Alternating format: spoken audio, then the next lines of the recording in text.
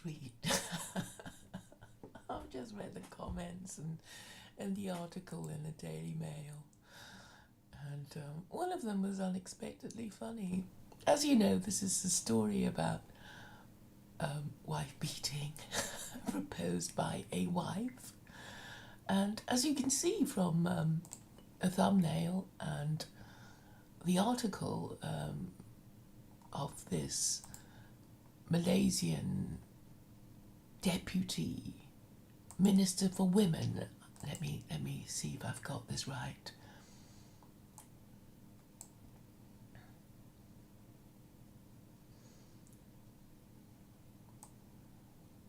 Siti Zaila Muhammad Yusuf, the Deputy Minister for Women, Family and Community Development, was accused of normalising domestic violence by urging men to strike their wives to show how strict he is and how much he wants her to change. Now, what she in fact did was she advised husbands to beat their, quote, stubborn, unquote, wives, quote, gently, unquote, to discipline them for, quote, unruly, unquote, behaviour.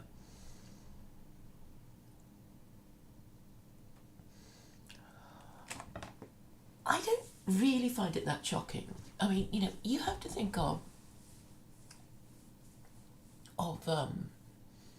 well, you have to think of yourself as a husband, ladies. What if you were the husband and the missus ain't doing what she's supposed to be doing? She's going out clubbing. She leaves you with the children after a hard day at work, and I don't know, goes to play bridge or, well, whatever it is that you don't want her to do, that you don't think she should be doing, you know, going to dancing classes, meeting unsuitable single friends of hers who take her clubbing and are a bad influence, you know, whatever it is that you think is outrageous that a wife of yours is doing. And this, I'm asking the ladies to imagine themselves with a wife and them as the man being faced with this situation. Or, you know, what should he do? Should he proceed to divorce her at once? Surely not. He must give her a chance, or two, or three. And this is exactly what the verse is doing. Saying, well, you know, if she's doing something really intolerable and outrageous, what should you do? Should you have a right to say, I divorce you, and that's it? The trouble is, people don't really know how annoying they are. I mean, it's not just husbands and wives, you know, between friends and siblings, people really have no idea how annoying they are, and at some stage they have to be told in no uncertain terms, you know, in a way that would impress on them how annoying they are. And sometimes they don't get it. I know we can all be a bit like that, you know. We think, oh, they're not really that annoyed, and, you know. And I saw some time ago there was this demo video about how to intimidate your wife. It was actually quite funny because well, it was a demo of this man who said, well, you know, obviously you mustn't hit your wife, but you can, you know, use your the advantage of your physique to show that you're not happy, and that, you know, you have the power to or you have the masculine authority to impose your will. And so what he did was perhaps it's still up, I think it was on Memory TV. So he got his, I think 11-year-old son. He was obviously much shorter than him, and, you know, he was, and the funny thing was that the boy was kind of giggling, but you know, obviously he couldn't use his wife because he probably was a bit sensitive. But anyway, he basically showed how to intimidate a woman without hurting her. by standing over her and, tapping her on, the shoulder, well, without hurting her. And he said, no, that's how it's done. You show with your masculine authority and your superior height and greater physical strength that you're very displeased. And you don't have to hurt her. And this is the way to do it. And I thought, oh, yes, it's, it would work. And the boy was giggling. So obviously it wasn't hurting him, the sort of taps on the shoulder on either side. And I thought it was fair enough, because I was thinking, I think the ladies have to think of themselves like, what if they had a wife? And the wife was expected to do certain things, it was part of the contract or something, and they come back from work or, or whatever the situation was, and, things were not being done, or things that shouldn't be done were being done. What should you do? I mean, it seems a bit drastic to proceed, straight to divorce, if you have children. So, there is a way of, making your feelings known. Well, even women can, speak quite strongly and firmly, to their men, to men who are, bigger and older. I mean, they can. You just adopt the right tone of voice to show that you mean business. And there's no need to hurt anyone.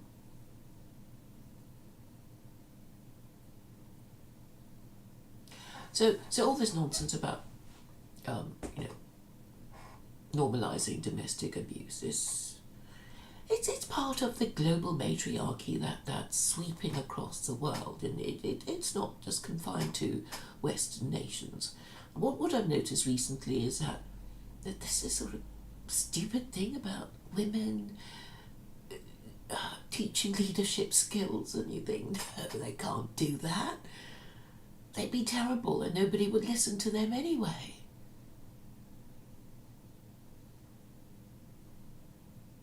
But it just seems that there's a kind of agenda to just make everything topsy-turvy and make it, run in the worst possible way. So obviously women, they don't have the authority to tell anyone what to do, but most of the time, I mean, the sort of crazy stuff that I hear them teaching, it's like, well, it's just, fluffy, puffy, I don't know, things that don't make much sense.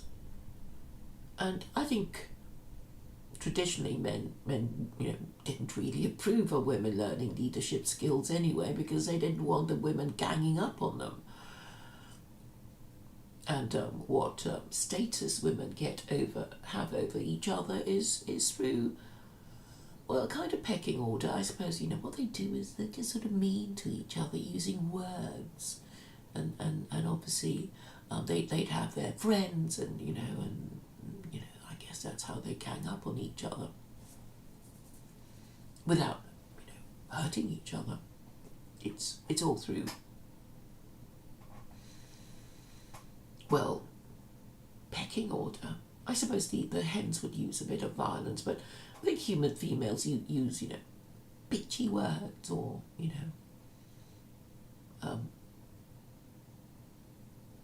maybe what they do is,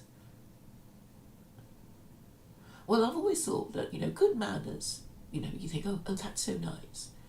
And you certainly see the lack of it when it's suddenly withdrawn. You think, what have you done? What have I done? Why are they being so mean? It was so nice when they were being so charming and so friendly, and now I've been exiled to outer Siberia because they've been so mean to me now. So, in a way, good manners can be a form of, can be a weapon of offence.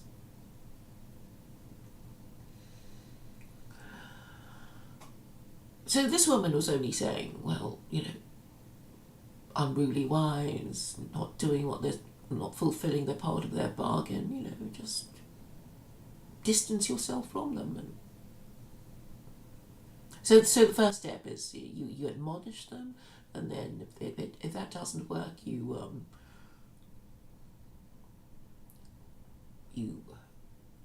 sleep separately from them.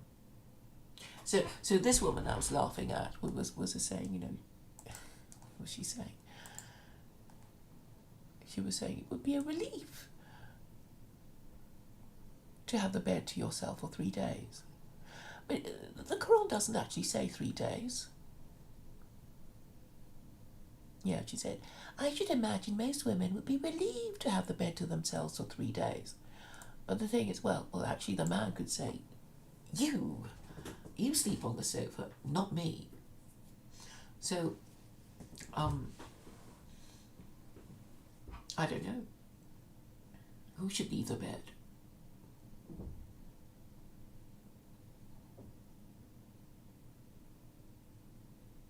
Well, I guess it's a matter for the couple to work out, but, you know, they should sleep apart. But, you know, if the wife is happy that the husband has left the bed, well, that might not be, you know, that much of a punishment after all, and, you know, she wouldn't be that inclined to change her behaviour because she likes having the bed to herself.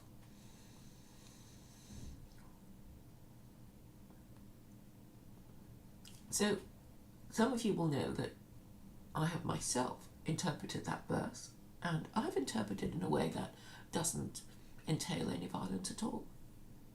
So I'm saying, you know, really, the worst case scenario is that, you know, you're so angry with her that you divorce her, and obviously that would be a terrible thing to have a failed marriage. So you don't go from 0 to 100 miles an hour in a minute. You make sure people know, and, you know, you make sure that she knows how annoyed you are, and maybe if that doesn't work, you'll have to, well, complain to her friends and family. And usually that would work. I think, you know, it's a bit embarrassing, you know, that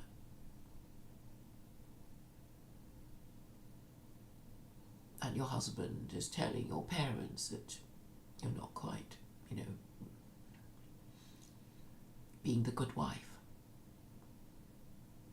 And then there'll be usual, you know, what's happening, darling, you know, why is he being like that? And, you know, you've always been a little bit, you know, whatever it is. And that will cause her to reflect on her actions, and you know, perhaps that will be enough. So I don't see any harm in that. I mean, you know, unless the feminists are saying, you know, women are never wrong and can never be doing anything bad. So as far as I can see, it's fair enough that she gets, you know, a fair warning. You don't, you know. I mean, the whole way that the verse is made, is composed is that, you know, it is upping the ante stage by stage.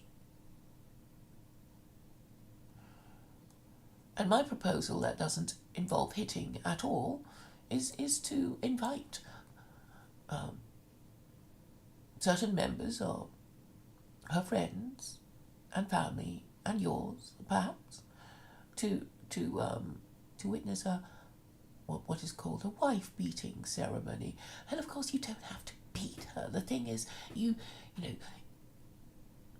the guests arrive, she's there, and you say, well, it's not good enough what you've been doing, you know, and you really, I find it intolerable, and I want to make it official, and you haven't corrected your behaviour, and I've done it, you know, I've told you twice already, and you're not taking me seriously at all, and so I have to say this in front of your friends and family, and they will have to be the witness to the fact that I'm not happy. And then, if you want to observe the letter of the verse, then you can yes, virtually slap her on the wrist. And then, to make your point, and then if she doesn't improve, you can divorce her. So, what's wrong with that? It wasn't quite what this lady suggested. City Zyla Muhammad Yusuf. But she looks a very nice lady, the picture of her with her husband, you can tell that, they're in love with each other, the body language, a nice smile, and the way she, holds his hand, and, I'm sure they're a very happy couple, and he just wouldn't dream of hitting her because she's obviously a more than satisfactory wife. And so, I'm sure he hasn't done anything of the sort. Or if he did, it was, firm and gentle and never violent. So, I think it's fair enough. And it's something that I've said was fair enough, years ago. Now, when did I write that blog post on wife beating? It must have been 2010. So that's a while back.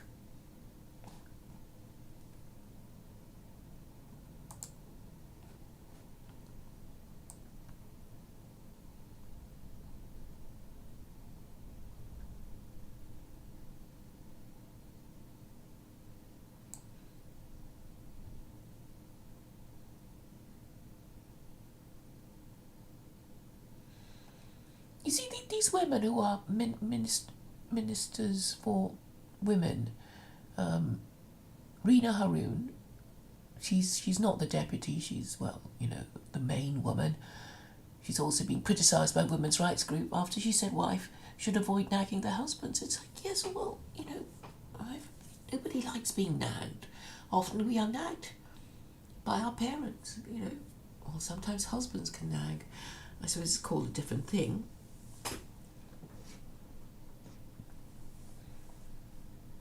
I mean, I think she said during lockdown that, maybe you should, if you're going to make him do stuff in the house, ask him nicely and, make sure you put makeup on, because it'll be really annoying seeing a scruffy wife nagging you and asking you to do things. I think it's fair enough.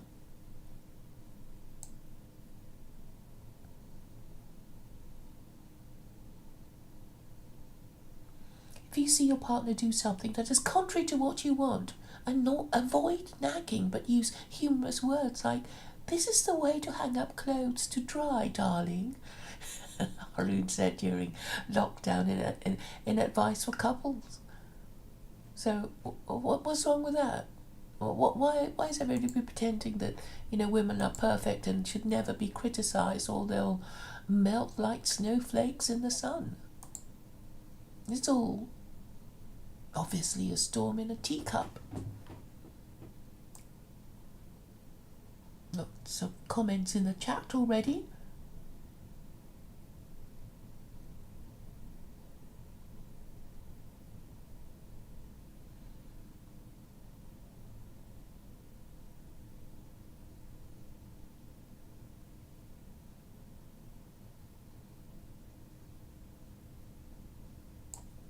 I haven't read any sensible comments yet.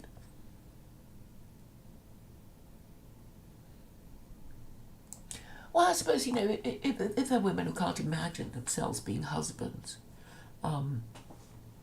perhaps they should imagine themselves with, cats who can talk, who are not, I don't know, shitting on their carpet or something, and, they can't stand it anymore. So, they might think of, maybe chastising their cat somehow, and, to make the point that they don't want the cat, I don't know, peeing in their slipper or something.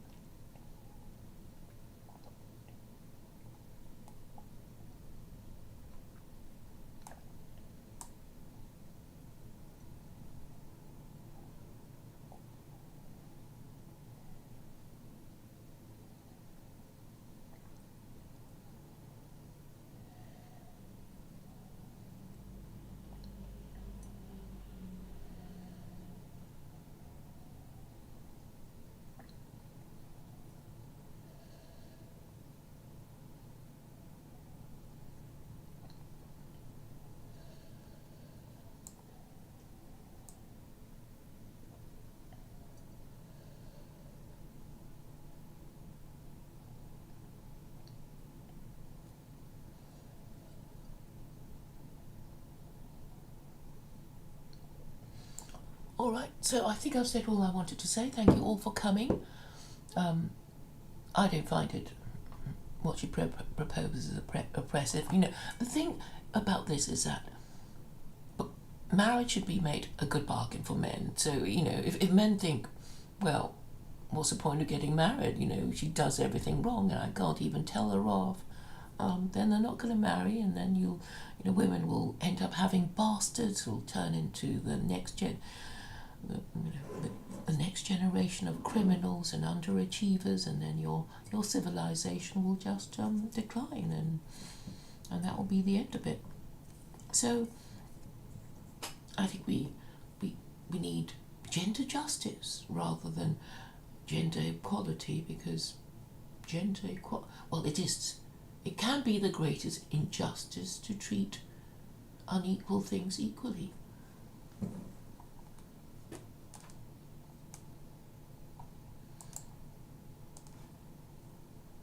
And that's all I have to say on the matter. Thank you all for coming by.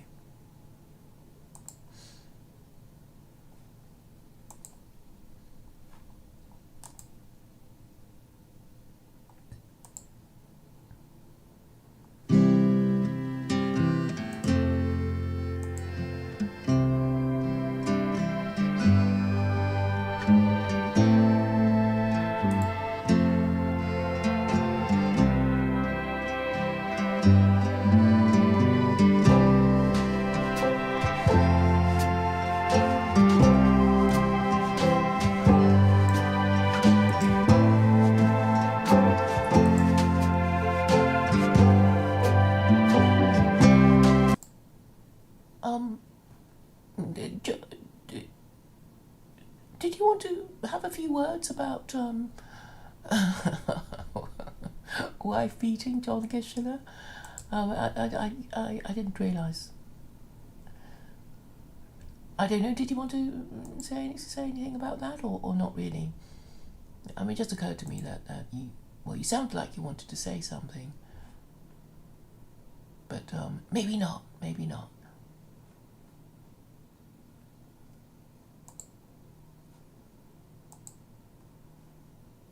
All right. I'll just end the stream then. Bye, everyone.